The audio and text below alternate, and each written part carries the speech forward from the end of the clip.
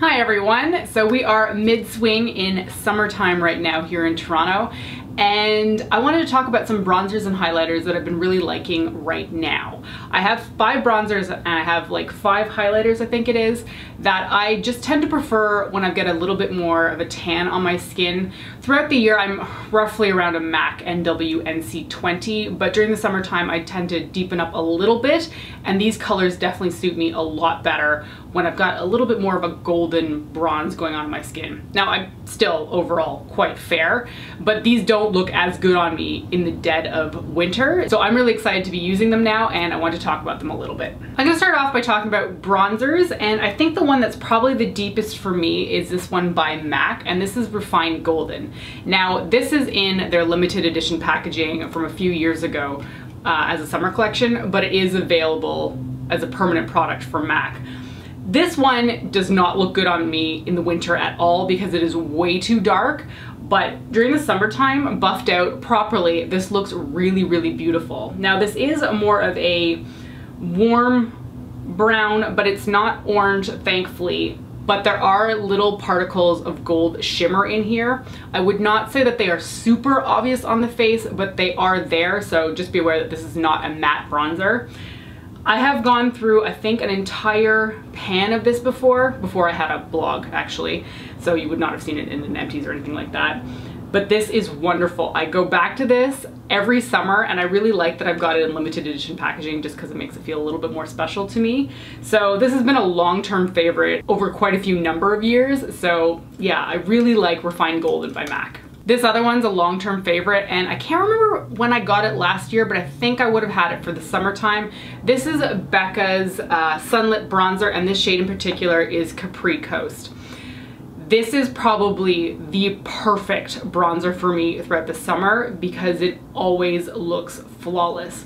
Now, I originally thought that these bronzers were matte. They are not. They have a little bit of a hint of a sheen to it, but it doesn't look unnatural on your face.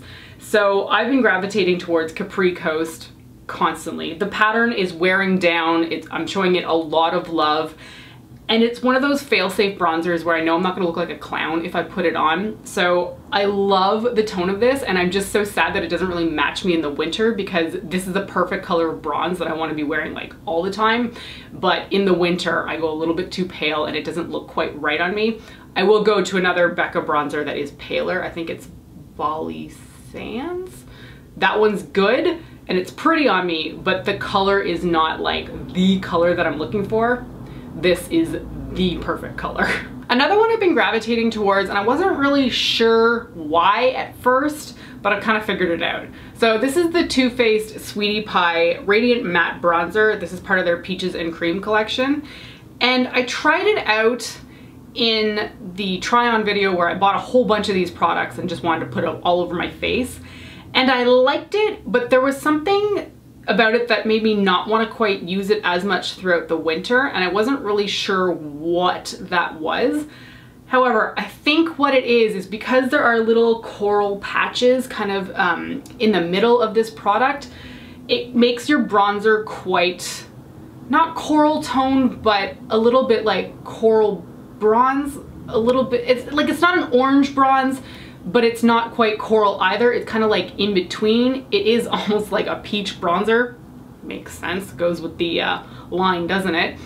But there was something about it that didn't really work for me throughout the winter, so I started busting it out, I think around like May or June of this year, to use more frequently with eye looks that tend to be more like copper or orange or peach, and this looked so beautiful. I really like matching a lot of what I wear. So if I've got a bronzer that's going to be similar to my eye looks and similar to what I'm wearing, I will pop it on immediately. So I really like this one for matching with like coral and like copper colored eye looks. I think it looked really, really pretty. Now don't be scared by the fact that it has a little bit more of a coral peach tone to it. I don't think it looks that obvious, but if you're putting it on yourself, you're kind of a little bit more hyper aware than other people would be. And for me, it just really suited so many looks that I've been doing recently for the summer. Another Too Faced bronzer, and I feel like I'm really late to this party. This is the Too Faced Chocolate Soleil bronzer in the original one. They have a milk chocolate one now, and they've got a dark chocolate one. This is the original one. However, it's in their reformulated packaging, which actually I have to point out that the smell is not the same on this one, and I actually prefer the old scent, which is a little bit unfortunate because they're not gonna bring that one back, obviously, since they've like reformulated, repackaged.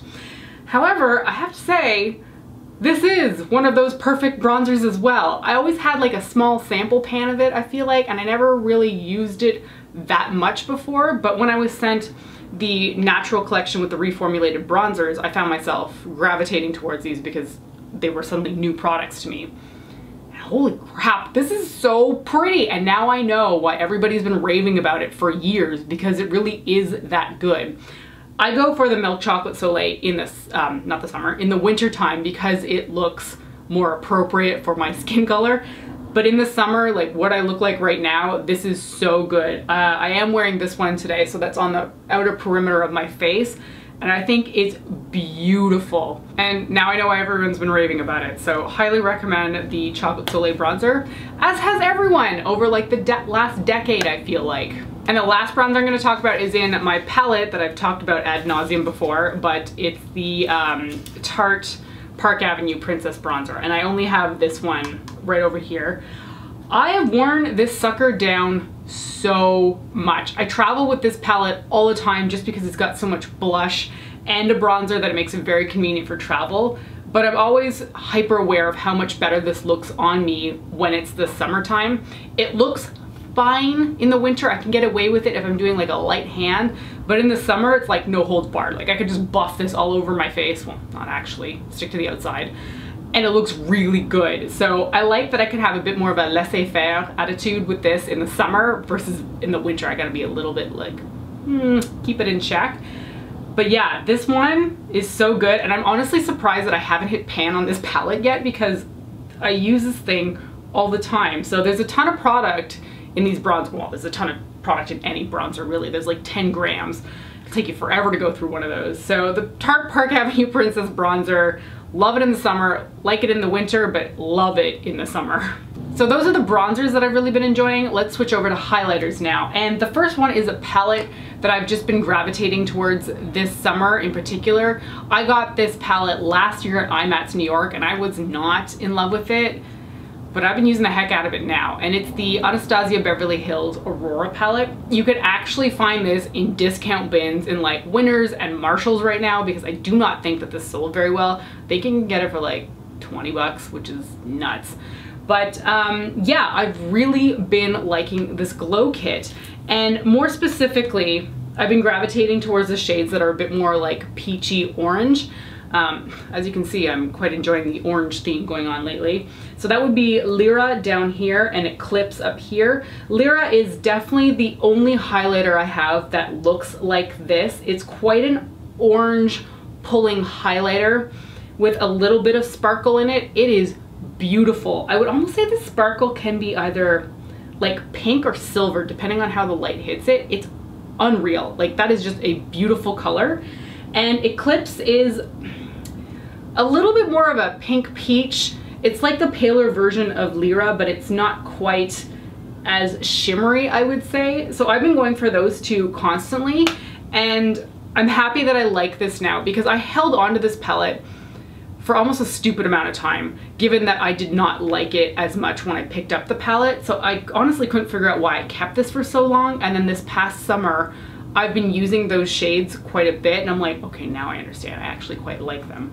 But it goes to show that makeup is really seasonal, and sometimes you can pick something up and be like, and then like a year down the road, suddenly you're in love with it. So if you see this for a discounted price, snatch it up immediately. The next highlighter I'm going to talk about is new to me this year. Actually, it's new on the market, so it's new period. And that is Becca's Dreamsicle Highlighter. Now, I was really skeptical when I first got this, because I thought the tone was going to be way too similar to Champagne Pop.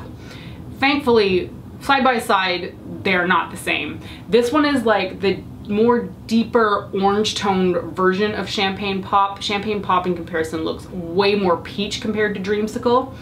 And when I first reviewed this a few months ago, I thought it was pretty, but I don't think it was as pretty on me then as it is now. And that's simply because I'm a little bit deeper now. I am wearing it, that's my highlighter today, and I think it's wonderful on my skin now. So I don't necessarily think that this is suited towards super pale people, but if you're, you know, got a little bit of a tan on your skin or you're a medium skin tone, I think this is beautiful. If you're deep, I don't really know how it would look on your skin because I don't have any experience with that, but I think it would be pretty. So I think that this is beautiful, and I'm so happy to own it now because, again, I was pretty skeptical at first because Champagne Pop looks so similar to this one, but they're not the same, and this one definitely looks really good on me right now, or at least I think so. If you're looking for something that's a little bit more subdued compared to a Becca highlighter, because they can be quite intense, I would suggest you check out the Maybelline Master Chromes. Now, these can be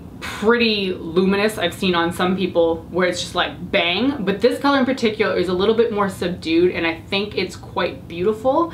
This is Molten Rose Gold, and these are their metallic highlighters.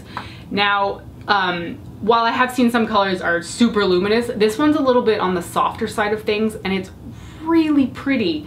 It is a rose gold, but it's not as gold based as it is rose. There's definitely a little bit more of that like peach rose color to it.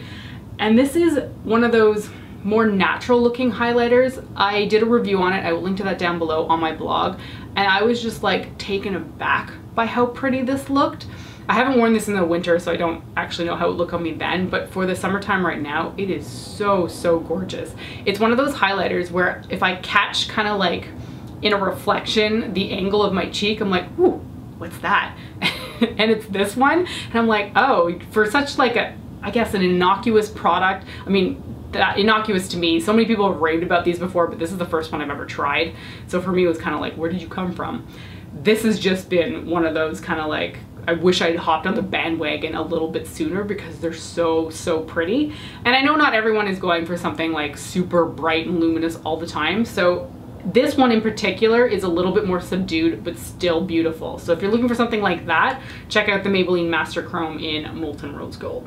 One I have been using for years but felt like I couldn't really talk about because it's a limited edition product is MAC's Whisper of Guilt. Thankfully, they have finally brought it back, and I think it's part of their permanent range, and I can talk about this without feeling like a horrible person. Oh, this is like the perfect gold for the summertime as far as I'm concerned. This works okay on me in the winter, but it's almost a little bit too deep at times. So Whisper of Guilt is part of their Extra Dimension skin finishes, and it's one of those gelée type formulas, so it looks, honestly, the pan looks really bizarre when you wear it down. It almost looks kind of like fragmented, but this is beautiful. I go back to this constantly when I've got something a little bit more like pure gold on the eyes, because I feel like while this is gold based, it's not like a pure gold in the sense where you're gonna look like you got a streak of gold on your face. So if I've got like gold on the eyes, I don't really want like a bright gold streak. This one has that hint of gold that looks quite natural. And I know people were going bananas for this and buying it when it was like limited edition off of eBay and somebody was selling for like 200 bucks. I don't think it's worth that kind of money, but it is really pretty, and there's a reason why it was so hyped up, because it is that beautiful. Anyway, now that it's permanent, no one needs to go spending a stupid amount of money on it. So if you're looking for something that's like a sheen or a hint of gold, Whisper of Guilt should be right up your alley. The last highlighter that I'm going to talk about is one by Stila, and this is part of their Heaven's Hue collection. This particular one is Kitten, and this is just one of those perfect highlighters. It's part of that putty texture, so you can kind of like mush it around, and it works really well, surprisingly, with a brush. Given that it's got such a bizarre putty texture, I was not expecting it to apply very well with a brush, but it does, and it applies seamlessly.